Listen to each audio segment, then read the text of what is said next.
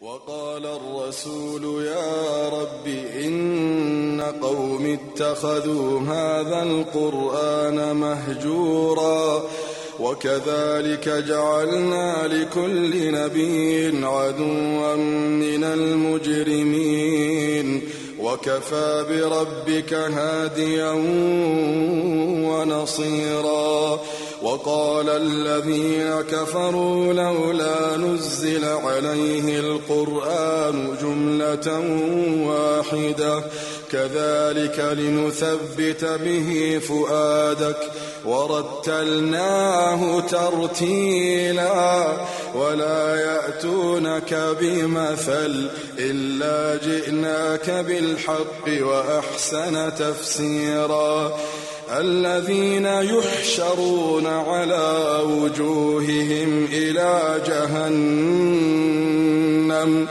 الذين يحشرون على وجوههم إلى جهنم أولئك شر مكانا وأضل سبيلا ولقد آتينا موسى الكتاب وجعلنا معه أخاه هارون وزيرا فقلنا اذهبا إلى القوم الذين كذبوا بآياتنا فدمرناهم تدميرا. Quand tu es en prosternation, quand tu as la face, quelque chose qui est la plus noble en toi, c'est ta face, c'est la face de l'être humain. Quand tu es en face d'Allah subhanahu wa ta'ala et tu demandes sincèrement à Allah subhanahu wa ta'ala, Wallahi Allah subhanahu wa ta'ala, il ne te laisse pas tomber. Le zoom dua. Septièmement, siratul rahim. Les liens de famille. C'est ne pas couper les liens de la famille. Et la huitième, ada au huquq nas. Ne sois pas injuste avec les gens. Ne mange pas l'argent des gens. Sois sadiq ma'an nas. Ne mange pas les gens et sois sincère avec les gens aussi. Okay? Si tu as fait quelque chose avec les gens, reviens vers eux. Si quelqu'un t'a prêté 2000 € et tu ne lui as pas rendu, tawakkal à Allah, essaye de lui rendre. Okay? Parce que Yawm al-Qiyamah, ce ne sera pas 2000 € les frères. Yawm al-Qiyamah, ça sera pire que ça. يعني بالحسنات. Voilà. أقول قولي هذا واستغفر الله لي ولكم فاستغفروه يغفر لكم إنه هو الغفور الرحيم. On va répondre à quelques questions. J'espère que je les ai sur moi. Ouais. On va répondre à quelques questions. Alors, je vais répondre à une polémique, les frères. À une polémique, il y a des frères qui te disent ce que vous faites. Il y a des mosquées, avant le Jumu'ah, ils font ce qu'on appelle un dars. Okay?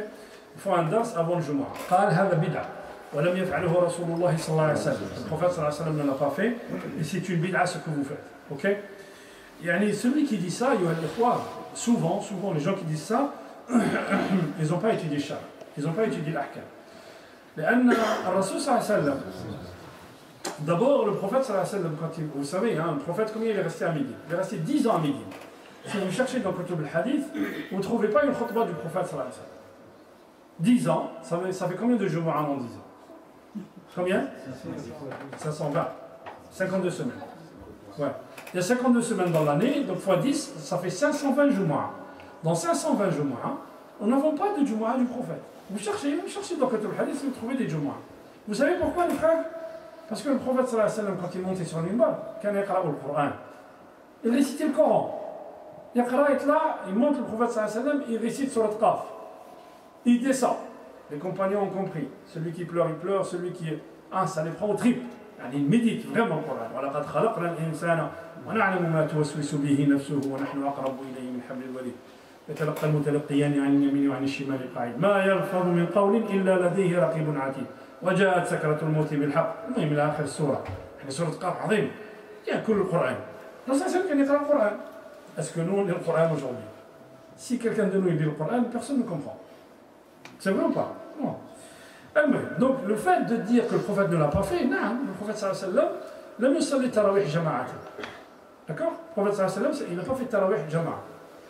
C'est Omar ibn Khattab qui a rassemblé les gens. Le prophète sallallahu alayhi wa sallam, il n'a pas rassemblé le Coran.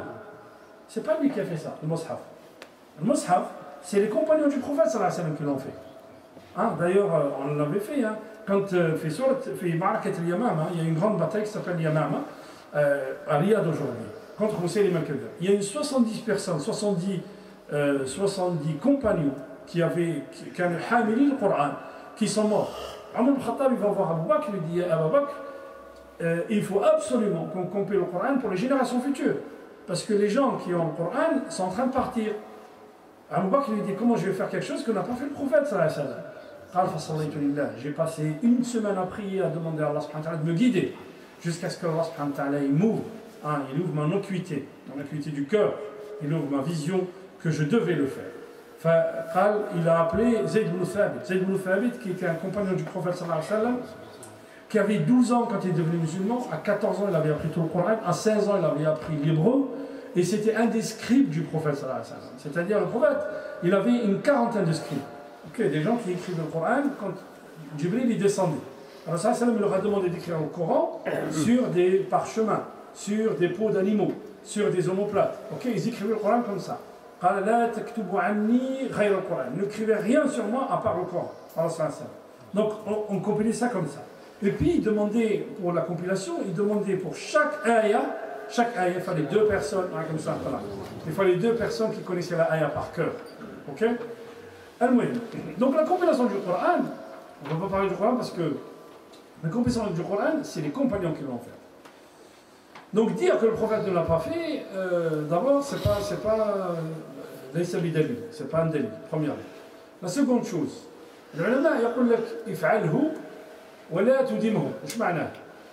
tu peux faire un cours avant le Jumu'ah. Pourquoi? Ça fait partie de l'intérêt public et l'intérêt de la communauté. Il n'y a pas un moment, surtout dans la société dans laquelle nous vivons, il n'y a pas un moment où on puisse tous se réunir comme ça, où les gens se réunissent. Mais on a 400, 500, 1000 personnes à un endroit bien précis avant le Jumu'ah. Donc si tu peux faire quelque chose qui fait apprendre aux gens, din, tawakkal ala Allah. Sauf que il ne faut pas que tu tiennes ça tout le temps, pour que les gens ne pensent pas que ça fait partie de Salat al-Jumu'ah. Comprenez les frères? Alors je crois que le Cheikh Al-Albani quand il dit de lever les mains après Salat. Si tu veux lever les mains après Salat de Allah subhanahu wa ta'ala, il fait, il n'y a aucun problème. Seulement si tu le fais systématiquement après chaque Salat, Allah sallam il n'a pas fait ça. Ok? Jalsat l'istiraha, c'est la même chose. Cheikh Ibn al-Uthaymin il dit Jalsat l'istiraha, vous savez ce que c'est Jalsat l'istiraha? C'est le passage de la 3e à la 4e, tu t'arrêtes un petit peu et tu montes. Si l'imam ne fait pas Jalsat l'istiraha, tu n'as pas à le faire. Si tu es derrière un imam qui ne la fait pas et toi tu penses que c'est une sunna, si tu es derrière un imam qui ne fait pas Jalsat l'istiraha et toi tu penses que c'est une sunna, tu ne la fais pas. الرسول صلى الله عليه وسلم شيخ الألباني يقول الرسول صلى الله عليه وسلم فعلها أحيانا. Il l'a fait parfois. Si toi tu l'as fait tout le temps, لم تدخل في السنة. Regardez le mafahim, comment on a tourné le mafhoum, on a tourné les choses complètement à l'envers. Donc aujourd'hui tu vas dans certaines mosquées, les frères, le gars il fait juste l'istiraha et quand il finit il te regarde bizarrement. يعني أنت خرجت من الإسلام parce que tu n'as pas fait comme lui. Vous voyez? Donc le Rasul sallallahu alayhi wa sallam dire que le prophète ne l'a pas fait, non, c'est pas vrai. Et le masalih al-mursala, l'intérêt public, c'est une des sources du droit musulman. C'est une des sources du droit musulman, les frères. Les sources du droit musulman sont... Allez, je vous écoute. Le Coran. La première source, c'est le Coran. La seconde, la Sunna. La troisième, l'Ijma', le consensus des ulama. Le quatrième, Al-Qiyas. Al-Qiyas, l'analogie. Ok? L'analogie, c'est une induction. C'est quoi l'analogie? C'est tout un cours, mais... L'analogie, c'est quoi? On a une nazila, on a quelque chose sur laquelle on n'a pas de règle. Ok? Mais nous avons quelque chose qui lui ressemble et sur laquelle on a un texte. L'exemple, c'est par exemple, est-ce qu'on a un texte qui interdit le hashish? On n'a pas de texte qui interdit le hashish. Par contre, nous avons un texte qui interdit l'alcool. Le lama yaqul, Allah subhanahu wa ta'ala interdit l'alcool parce que l'alcool fait perdre la raison. Ok? Le hashish, il fait perdre la raison. Donc la cause est la même. Celui-là il perd la raison, celui-là il perd la raison. Donc, par induction, le hashish est haram. Al-qiyas. Ok? Quand on a évacué ces sources, il reste des sources qu'on appelle des sources controversées. C'est-à-dire tous les savants ne le prennent pas en compte, il y en a qui le prennent en compte et d'autres moins. Menhum, c'est de dhari'a, le principe de précaution. Menhum, al-istihsan, l'état de continuité. Ok? L'état de continuité, l'istishab. منهم المصالح المرسلة, l'intérêt public. L'intérêt public, des fois, c'est une source de droit musulman. Je donne un exemple. Le prophète sallallahu alayhi wa sallam, quand ils avaient conquis une terre, ils partageaient la terre entre les conquérants. Omar ibn Khattab, il a arrêté de faire ça. Et les Sahaba sont venus voir Omar ibn Khattab en lui disant Ya Amir al-Mu'minin, tu fais le contraire de ce que faisait le prophète. Sauf que les temps avaient changé. Quand les Sahaba ils ont conquis Cham, la Syrie, le Liban, la Palestine actuelle, Omar ibn Khattab a refusé de partager la terre de Cham entre les compagnons qui étaient là-bas. Ils sont venus la réclamer. Bilal ibn Rabah. Bilal, il était en conflit avec Omar ibn Khattab. Omar ibn Khattab, il a réuni des comités de Sahaba pour traiter de ce sujet. Et le comité de Sahaba, ils étaient avec Omar ibn Khattab. Omar ibn Khattab, il leur disait, si je vous donne les terres à vous, qu'est-ce que je laisse aux orphelins et aux veuves qui sont restés à Médine? Celui qui a perdu son père les premières années juste après la mort du prophète, qu'est-ce que je lui laisse? Vous, vous êtes encore en bon sentier, vous êtes en vie, vous avez la réussite et la conquête des terres. Donc vous allez avoir une terre, une deuxième, et une troisième, et une quatrième. Et celui-là, qu'est-ce qu'il aura? Il a dit la terre, on va la travailler, on va la louer, et le revenu de la terre, il revient à l'État, et on redistribue. L'État va redistribuer sur les gens. Vous voyez, al-maslaha vient là. Masalih al-mursala, c'est ça. Celui qui n'a pas fait shara', ulum al-shara', qui ne comprend pas ça, celui qui vous dit dalil, c'est juste le Coran ou Sunna, non. Non, non, c'est pas ça, هذا لم يفهم شيء. Et celui qui met en cause ما أجمعت عليه الأمة depuis des siècles, ben c'est lui qui est dans l'erreur, c'est pas l'Umma, c'est pas les musulmans, c'est lui qui est dans l'erreur. Sachez-le les frères. Donc, min bab al-maslaha, on peut faire ça, il n'y a aucun problème. Ok? Quelle heure nous reste? Combien il nous reste? 7 minutes. Ok. Bon, on va faire très vite. Quelqu'un a acheté des actions. Il a acheté des actions qui valaient par exemple 15 euros à l'époque, il y a 2 ans. Et aujourd'hui, ils font, par exemple, il a acheté des actions, il a acheté 1000 actions à 15 euros, ça fait 15 000 euros. Aujourd'hui, l'action, elle fait 10 euros. Est-ce qu'il sort zakat sur 15 000 ou sur 10 000? 10 000. Hein? Au moment où il doit payer. Au moment où il doit payer, il calcule la valeur, c'est tout. Donc au moment où il doit payer les zakats, si les actions ils font 30 000, tu sors le zakat sur 30 000. Si les actions ils font que 10 000, ils ont diminué, tu sors le zakat sur 10 000. Tu ne sors pas le zakat sur la valeur d'acquisition. Ok les frères? Ok. Les intérêts. Les intérêts, c'est vrai que les intérêts, je n'ai pas de hasanat là-dessus. Donc quand tu as un compte qui produit des intérêts, les intérêts c'est même le haram. D'accord? Donc tu les enlèves et tu les donnes dans des œuvres caritatives. Ok. Les ulama يقول لك هذا لا يعتبر صدقة. لكن من العلماء ils ont une autre vision. Regardez العالم comment il voit les choses. من العلماء عليكم السلام ورحمة الله. من العلماء qui te disent le fait que tu te débarrasses de l'haram dans cet acte, Allah subhanahu wa ta'ala te donne des hasanats. Vous voyez? Pourquoi tu te débarrasses de l'haram? Parce que tu crains Allah subhanahu wa ta'ala. Vous voyez? Effectivement, tu n'as pas des hasanats en sadaqa, mais tu as un hasanat du fait que tu tatawarra. Tu crains Allah subhanahu wa ta'ala, donc tu enlèves ses intérêts, tu purifies ton argent et tu donnes ses intérêts dans une œuvre caritative. Est-ce que c'est clair les frères? C'est bon, hein? Ok. Est-ce qu'une femme peut faire le pèlerinage sur un homme et un homme il peut faire le pèlerinage sur une femme? Est-ce qu'une femme elle peut faire le pèlerinage sur un homme? Non, elle peut faire le pèlerinage sur un homme. Est-ce qu'une femme elle peut faire le pèlerinage sans l'autorisation de son mari? Oui. Si c'est son hajj premier, si c'est son premier hajj l'islam, si son mari lui interdit, elle n'a pas à lui obéir. Par contre, si elle sort une deuxième fois, une troisième fois, elle doit demander l'autorisation de son mari. Ok?